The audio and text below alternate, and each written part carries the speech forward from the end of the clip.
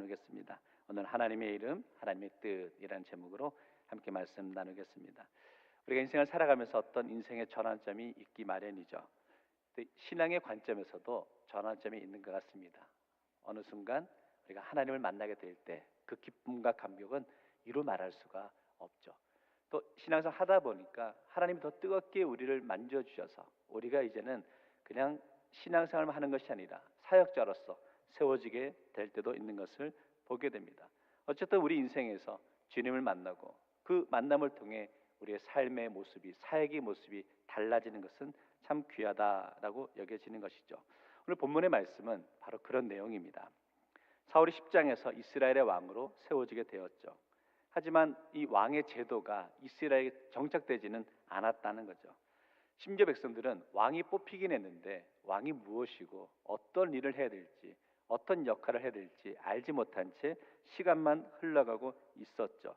그런 불분명한 상황에서 오늘 본문은 시작되고 있는데, 지난 10장 27절에 이런 분위기로 말씀이 끝났는데요. 27절 보시면 어떤 불량배는 이르되 이 사람이 어떻게 우리를 구원하겠느냐 하고 멸시하며, 무슨 말이냐면 사울을 왕으로 세우긴 했지만 전혀 왕으로 인정하지 않았던 그런 분위기였다라는 거죠. 사울도 오늘 본문에 보니까 자신이 사무엘로 통해 기름 부어 왕이 되었지만 왕으로서 전혀 인식하고 있지 못했던 모습을 보게 됩니다. 사울이 집으로 돌아와서 했던 것이 뭐냐면 오늘 5절 말씀 보니까 밭에서 소를 몰고 있었다라고 하는 것이죠. 이게 왜 의아하고 이상하냐라면 이런 겁니다. 예를 들어 상황을 설명하는 겁니다. 주일날 예배를 마치고 나서 제가 친구하게 식사하기 위해서 교회 식당으로 간단 말이죠. 가게 되면 그 성도분들이 줄을 쫙 서 있잖아요. 배식 받으려고 서 있을 때 제가 뒤에서 줄을 서 있으면 이상합니까? 이상하지 않습니까? 그런 거라는 거예요 지금. 제가 줄을 서면 좀 이상하잖아요. 할렐루야. 근데 지금 사울도 왕이라니까요. 왕이 뭐 하고 있었냐면 밭에서 소를 몰고 있었다라고 하는 거예요. 전혀 왕으로서의 위치에 놓여 있지 않은 역할이 아닌 것을 하고 있었다라는 거죠. 근데 11장의 말씀은 하나님의 특별한 섭리가 나타나는데, 이제 사울을 이스라엘의 왕으로 공식적으로 세우게 되는 그런 사건이 오늘 본문에 벌어지고 있다라는 거죠. 그리고 오늘 본문 말씀은 또한 사울과 길앗 야벳 사람들의 그런 교류, 우정이 쌓이게 되는 계기가 되는 것을 보게 됩니다. 오늘 본문 말씀은 이런 거죠. 암몬 사람 나하스가 길앗 야벳을 공격해 들어옵니다. 그래서 길앗 야벳 사람들은 이 암몬을 대적할 힘이 없었죠. 꼼짝없이 죽게 되었습니다. 이 위기를 모면하기 위해서 길앗 야벳의 장로들이 이 소식을 이스라엘 각 지파에게 알리게 되었죠. 그 소식을 사울이 듣게 되었고, 사울이 이스라엘 군대를 모아서 이 암몬을 물리치게 되는, 길앗 야벳 사람들을 구원하게 되는 장면이 오늘 본문의 말씀이죠. 난세의 영웅이 나타난다라는 그 의미가 오늘 본문 속에 나타나는데, 오늘 말씀에 담겨 있는 하나님께서 이스라엘 백성들에게 전해주시고자 하는 메시지가 무엇인지를 함께 살펴보기 원하는데, 먼저 배경을 보겠는데 우리 1절 말씀은 우리 같이 한번 읽겠습니다. 시작. 암몬 사람 나하스가 올라와서 길앗 야베스에 맞서 진침해 야베스 모든 사람들이 나하스에게 이르되 우리와 언약하자, 그리하면 우리가 너를 섬기리라 하니. 여기 두 그룹이 나오죠. 하나는 암몬 사람, 암몬 족속 나오고, 다른 하나는 길앗 야벳 사람들이 나옵니다. 이 길앗 야벳은 요단 동편에 있던 땅이었습니다. 야복강 북쪽에 있던 땅이었는데 이 지역은 갓 지파와 므낫세 지파가 정착했던 곳이었죠. 이 암몬 족속이 이 땅을 노리고 공격해 온 겁니다.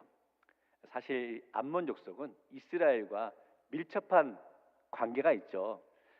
아브라함이 이제 고향 갈대아 우르를 떠나서 가나안을 오게 될 때 아브라함 혼자 오지 않고 누구를 같이 데려왔죠?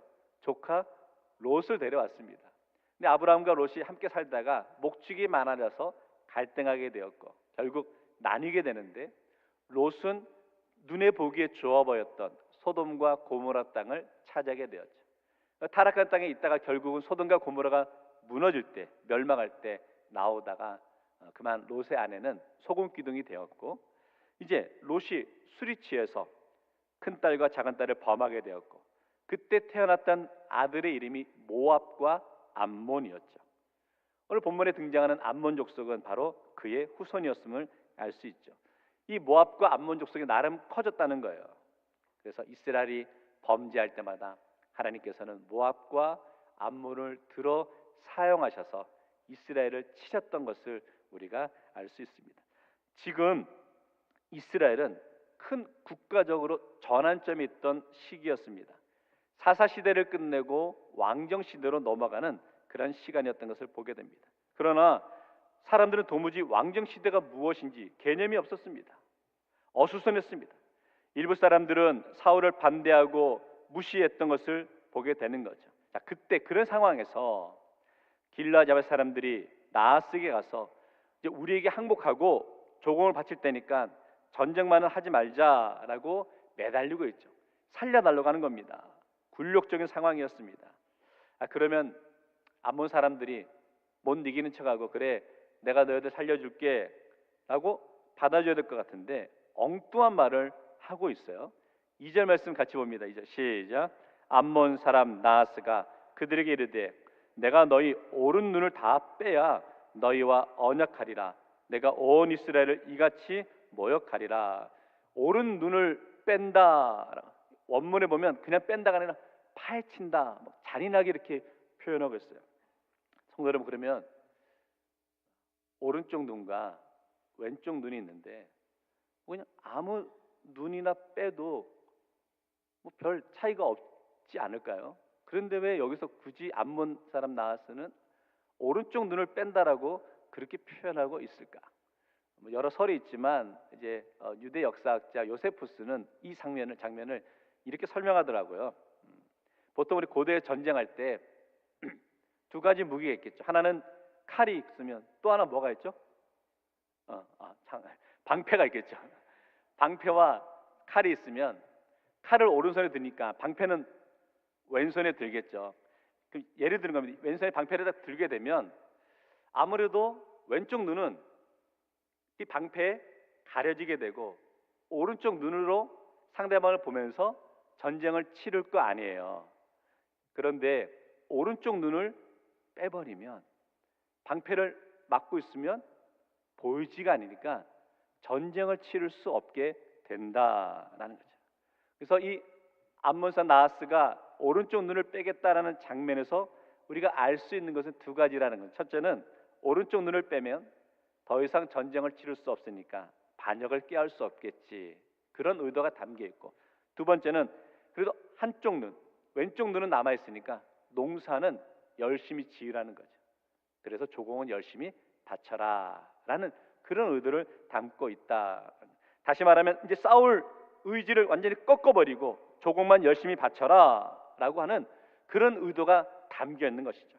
자, 이렇게 되자 이 야베스의 장로들이 큰일 난 거예요. 그러면서 이 나하스에게 우리에게 7일의 시간만 달라.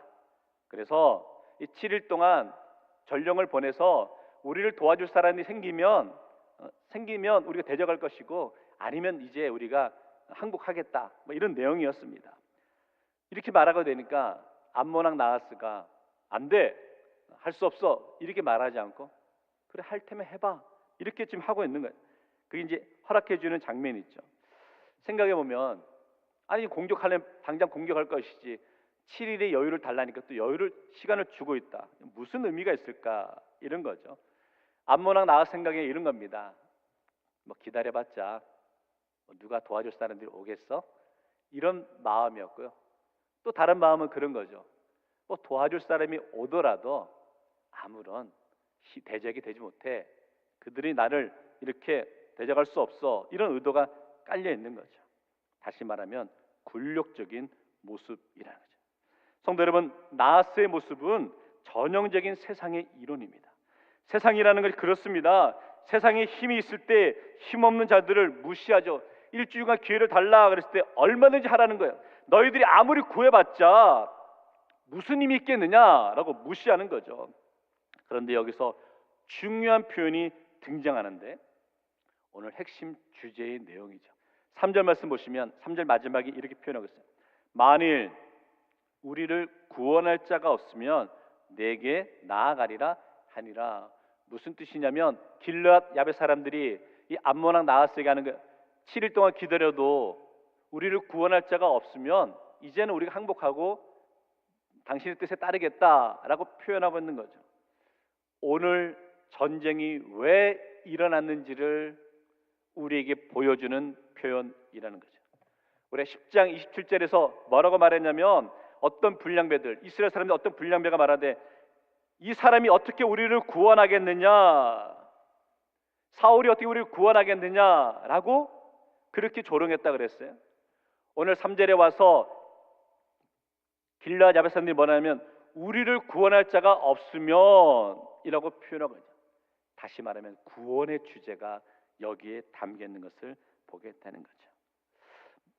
무시하는 주제가 구원, 사울이 우리를 구원할 수 있을까? 이렇게 생각했는데 지금 구원의 시험을 하고 있는 것을 보게 되는 거죠. 자, 그러니까 오늘 말씀을 통해 하나님의 뜻, 경륜, 섭리는 뭐냐면 사울이 이스라엘의 왕이 너희를 구원할 능력 있는 자다라는 것을 보여주기 위해 오늘의 스토리가, 오늘의 사건이 이어지고 있는 것을 보게 되는 거죠.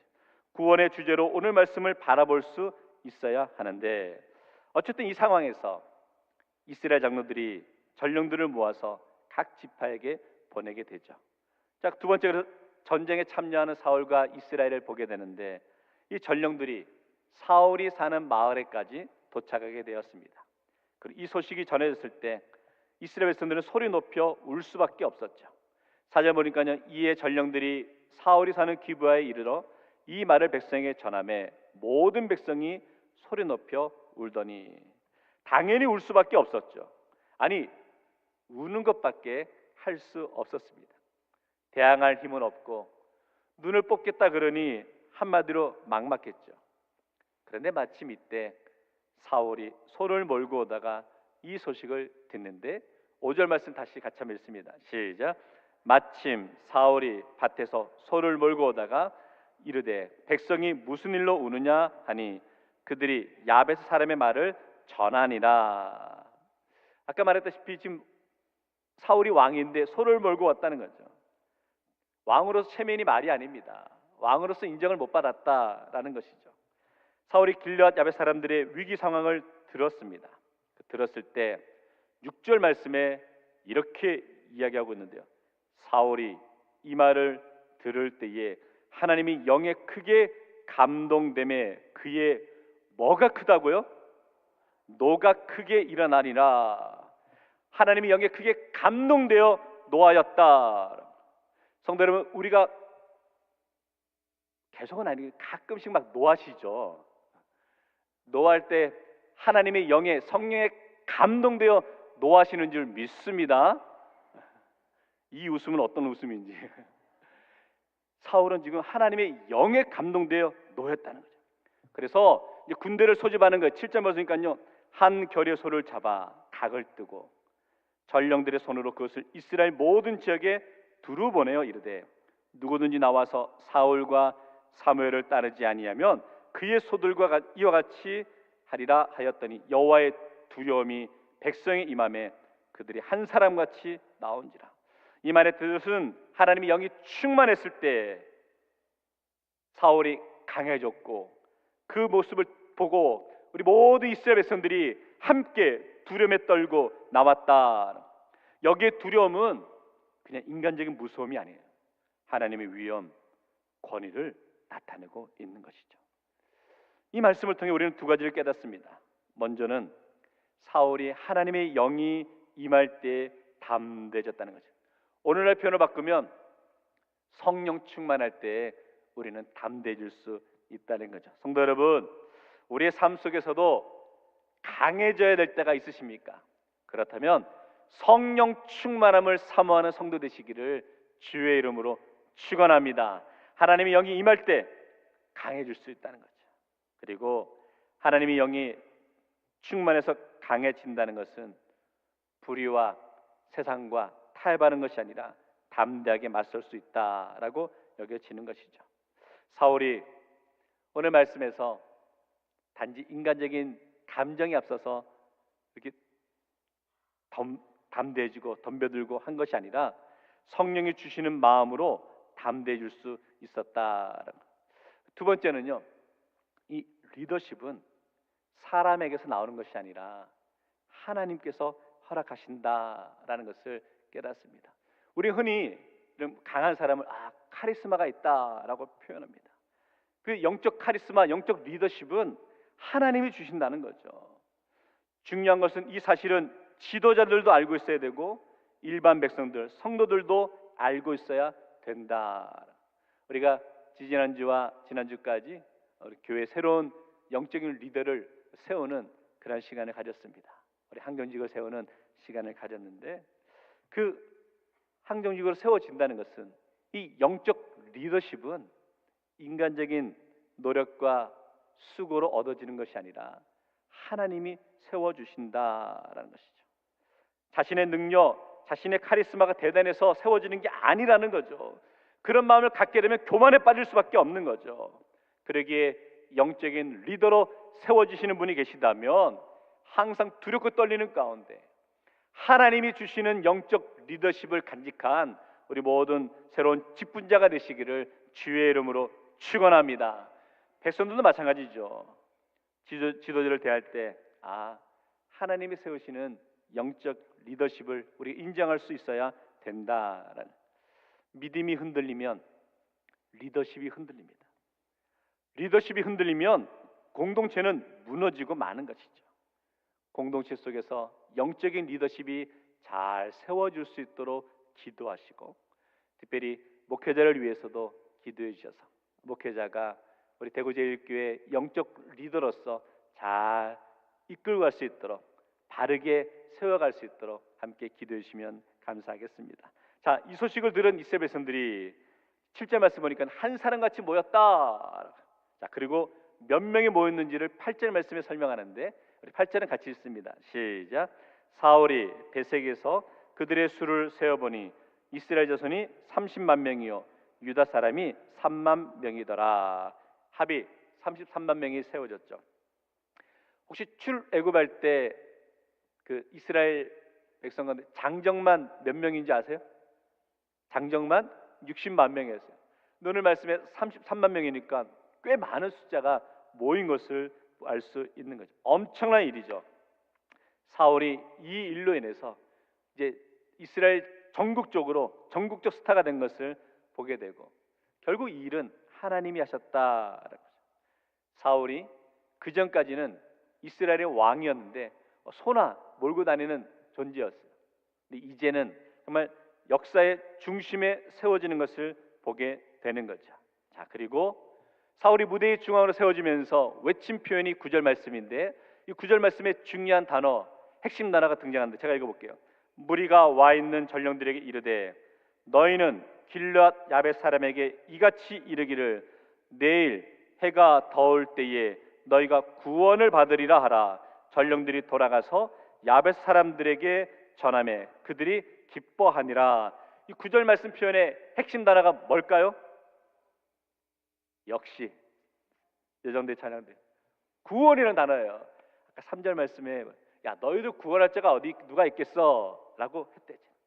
그런데 사울은 9절 말씀 너희가 구원을 받으리라 라고 외치고 있는 거죠.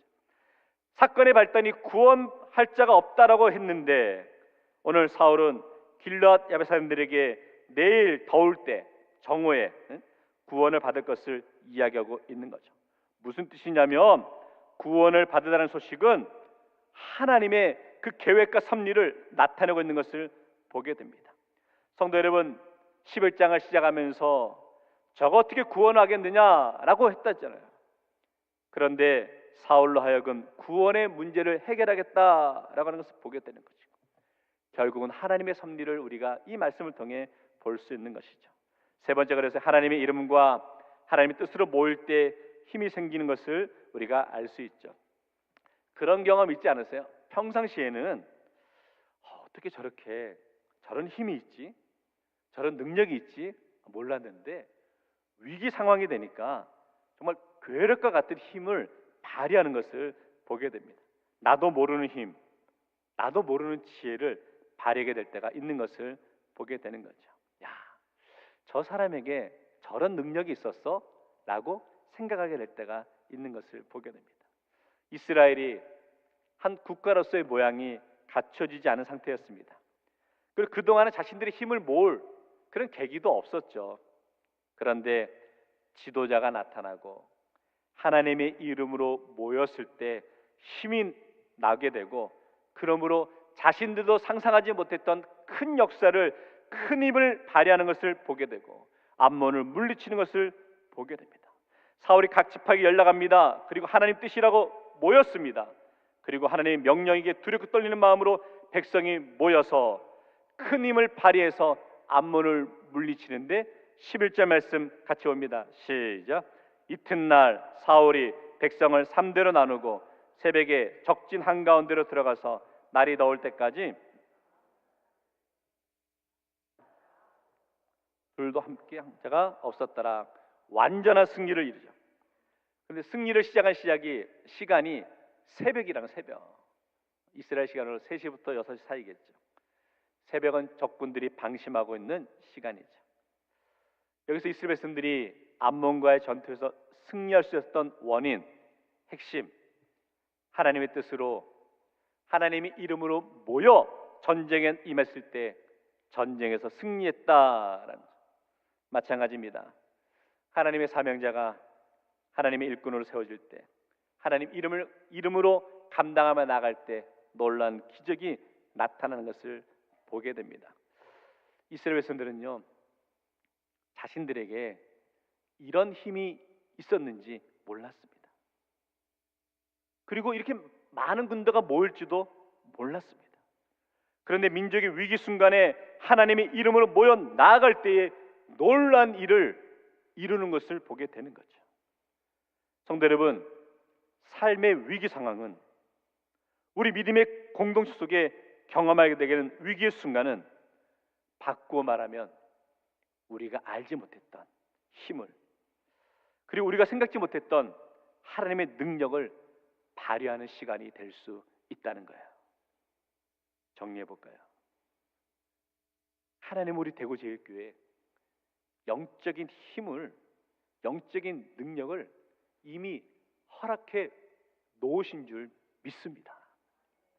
이제는 하나님의 그 위대한 뜻을 이루어 가기 위해 마음을 모으고 영적인 힘을 모아야 되는 시간이라는 거예요. 그러면 반드시 우리가 상상하지도 못했던, 우리가 알지 못했던 놀란 일들을, 부흥의 역사를 우리 대구제일교회를 통해서 이루어 가실 줄 믿습니다. 새로운 기회라는 거예요. 오늘 하나님께서 우리 마음을 모아서 이 놀란 역사를 이루어 가실 줄 믿고 함께 협력해 나가는 그 모습이 중요하다라고 여겨지는 거죠. 끝까지 하나님을 붙들고 나아갈 수 있는 믿음의 공동체와 성도 되시기를 주의 이름으로 축원합니다. 오늘 말씀에 하나님의 사람은요, 하나님께서 인정토록 해주시는 거죠. 자, 이제 사울과 이스라엘 군대가 암몬을 물리치게 되었습니다. 물리치고 난 다음에 반응이 참 재미있는데요. 이전까지 이스라엘 백성들의 반응과 전쟁에서 승리하고 난 이후의 반응이 달라지는데, 이전의 상황은 어떤 상황이었습니까? 아까 5절 말씀에 사울이 소를 몰고 다녔다. 왕인데도 소를 몰았다니까요. 아무도 사울을 왕으로 인정하지 않았어요. 또 사울도 그리고 자신이 왕이다라고 외칠 만한 형편도 아니었죠. 그런데 이제 이스라엘이 힘을 모아서 암몬을 물리치고 난 다음에 이스라엘 백성들의 반응이 12절 말씀 보면 이게 얼마나 재미있는 상황인지 한번 보셔야 돼요. 백성이 사무엘에 이르되 사울이 어찌 우리를 다스리겠느냐 한 자가 누구니까 그들을 끌어내서서 우리가 죽이겠나이다.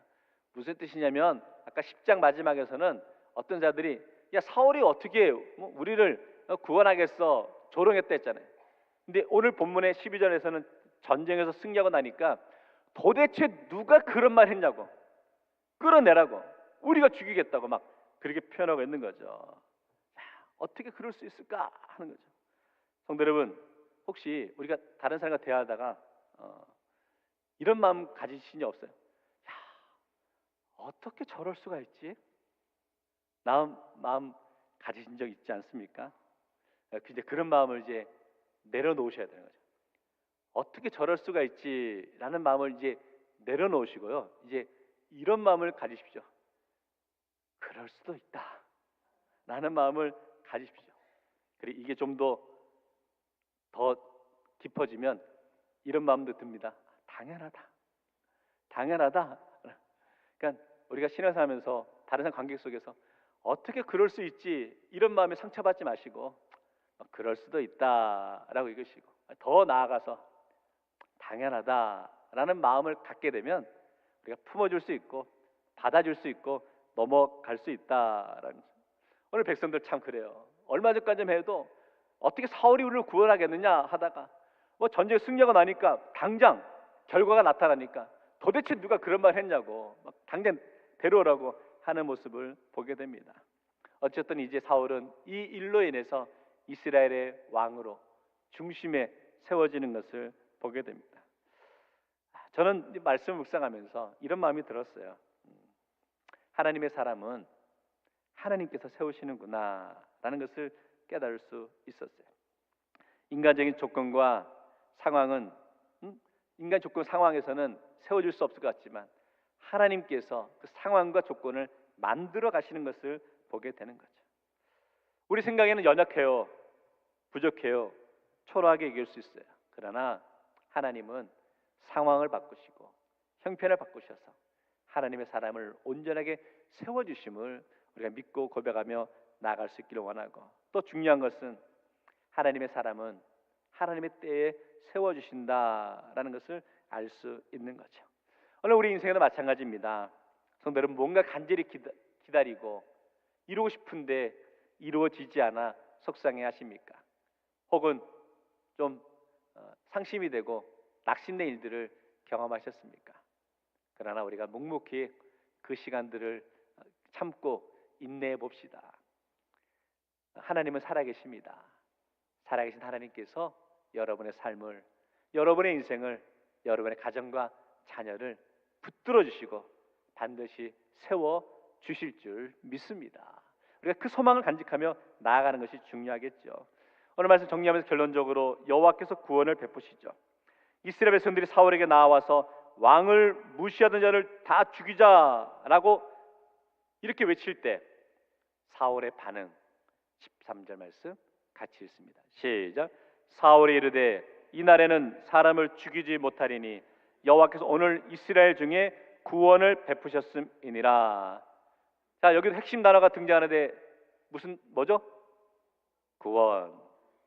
제가 11장의 말씀의 핵심 주제는 구원이라고 말씀드렸잖아요. 처음 3절을 시작하면서 우리를 구원할 자가 없으면 우리 눈을 뽑아도 된다라고 말했다 그랬죠. 근데 9절에 뭐였습니까? 내일 정오에 구원을 받을 것이다. 그리고 사울과 이스라엘 백성들이 전쟁에 승리하고 나왔는데 사울의 입술에서 이렇게 고백하는 건 13절에 보니까 여호와께서 오늘 이스라엘 중에 구원을 베푸셨다. 이 전쟁의 승리는 누구의 은혜라는 거냐? 하나님의 승리요 하나님의 은혜다라는 거죠. 이것이 사울이 이스라엘 왕으로 치른 첫 번째 전쟁이었고, 이후로 사울은 40년간 이스라엘의 왕으로 세워지죠. 그리고 사울은 그 40년 동안 수많은 전쟁을 치르게 됩니다. 그런데 안타깝게도 오늘 본문에 등장하는 암몬과의 전쟁 이외에는 전부 개인의 의를 드러내는 전쟁이었어요. 그리고 마지막엔 그 전쟁에서 비참하게 죽게 되는 것을 보게 되는 거죠. 결론입니다.